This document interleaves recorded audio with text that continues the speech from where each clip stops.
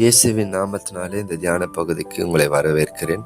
இந்த நாள் தியானம் யாக்கோபு 5:9. சகோதரரே, நீங்கள் நியாயம் தீர்க்கப்படாதபடிக்கு ஒருவருக்கொருவர் விரோதமாய் முறையிடாதிருங்கள்.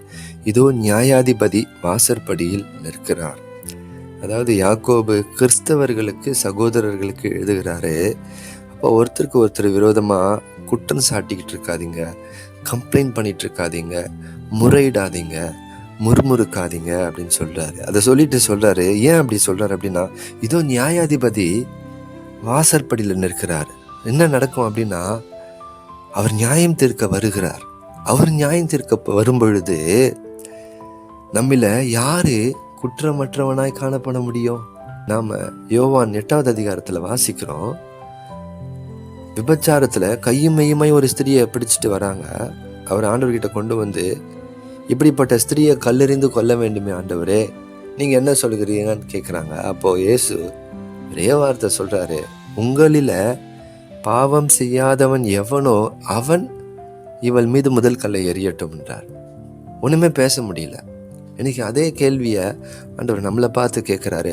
உங்களில குற்றம் செய்யாதவன் எவனோ அவன் இன்னொரு சகோதரனை குற்றப்படுத்து அல்லது விரோதமாய் கம்ப்ளைண்ட் பண்ணுங்க அல்லது முறையிடுங்க அப்படின்னு சொல்லி சொன்னால் நமக்கு எப்படி இருக்கும்? அப்போ நமக்குள்ள ஒரு கேள்வி வரும். அப்போ நமக்கு விரோதமாய் செய்கிறாங்களே, அவங்க உண்மையிலேயே அப்படி தானே செய்கிறாங்க, அப்போ நம்ம என்ன செய்கிறது அப்படின்னு சொல்லி நம்ம யோசிக்கிறோம். அதுதான் பவுல் பதில் கொடுக்குறாரு. 1 கொரிந்தியர் 6வது அதிகாரம் 7வது வசனத்தில், நீங்கள் ஒருவரோடொருவர் வழக்காடுகிறது எவ்விதத்திலும் குற்றமாயிருக்கிறது. அப்படி செய்கிறதை விட நீங்கள் ஏன் அநியாயத்தை சகித்து கொள்கிறதில்லை? ஏன் நஷ்டத்தை பொறுத்து கொள்கிறதில்லை? ஆண்டவர் இந்த யாக்கோபுல பேசும்பொழுது பொறுமையா இருங்கன்ற தலைப்புல தான் இதை பேசுறார். இப்போ உன் சகோதரன் உனக்கு விரோதமாக செய்கிறான் அப்படின்னாலும் நீ பொறுமையா இரு. நியாயாதிபதி வருகிறார், அவர் நியாயம் செய்வார். அப்போ உனக்கு வேண்டிய ரிவார்டு, பலன் அல்லது ஆசீர்வாதம் உன்னை வந்து சேரும். அதான் யாக்கோபு 5:11 முடிக்கிறாரு. இதோ பொறுமையா இருக்கிறவர்களை பாக்கியவான்கள் என்கிறோமே. பொறுமையா இருக்கிறவங்க ஆசீர்வதிக்கப்பட்டவங்க.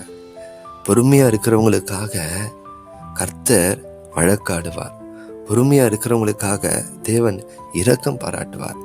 அவங்களுக்காக அவர் பரிந்து பேசும்படிக்கு நிச்சயமாக இறங்கி வருவார். பிரியமானவர்களே, இந்த காலை வேளையில கர்த்தருடைய பிள்ளைகளுடைய சுபாவத்திலேயே மிக ஒரு மேன்மையான ஒரு சுபாவம் அப்படின்னா நீடிய பொறுமை, ஆவியின் கனி. இந்த காலை வேளையில நம்ம அதை ஆண்டவர் திட்டத்துல வேண்டும். ஆண்டவரே, எங்களை உங்களை போல பொறுமையா மாற்றுங்க ஆண்டவரே. அவரை எவ்வளவோ நிந்தித்த பொழுதும் அவர் வாய் திறவாத ஆட்டுக்குட்டியை போல, அடிக்கப்படுகிற ஆட்டுக்குட்டியை போல அவர் கொண்டு போகப்பட்ட போது அவர் முறையிடலை, அவர் வாக்குவாதம் செய்யலை, அவர் எந்த வஞ்சனையும் அவர் வாயில காணப்படலைன்னு பேதுரு எழுதுறாரு. அந்த தகப்பனுக்கு பிள்ளைகளா இருக்கிற, அந்த இயேசுவை பின்பற்றுகிற, அவருடைய நாமத்தை பிரதிபலிக்கிற நாமும் அவ்வழியிலேயே நடப்போமா? எதற்காக அப்படின்னா, அப்பாவுக்கு ஏற்ற பிள்ளை அப்படின்ற பெயர் நம்ம வாங்கும்படியாக, அவருடைய பிரதிபலிப்பாக நாம் இந்த சமுதாயத்தில் சகோதரர்கள் மத்தியில், நம்முடைய சகோதரர்கள் நடுவில் விளங்கும்படியாக, அதன் மூலமாக அவர் பெருமைப்படும்படியாக, மகிமைப்படும்படியாக இப்படி ஒரு வாழ்க்கை வாழ்வோமா? அந்த காலை வேளையில் இந்த ஒரு சிந்தையோடு கூட நம்ம இந்த நாளை துவங்குவோம். கர்த்தர் நம்மை ஆசீர்வதிப்பார். ஆமேன், ஆமேன்.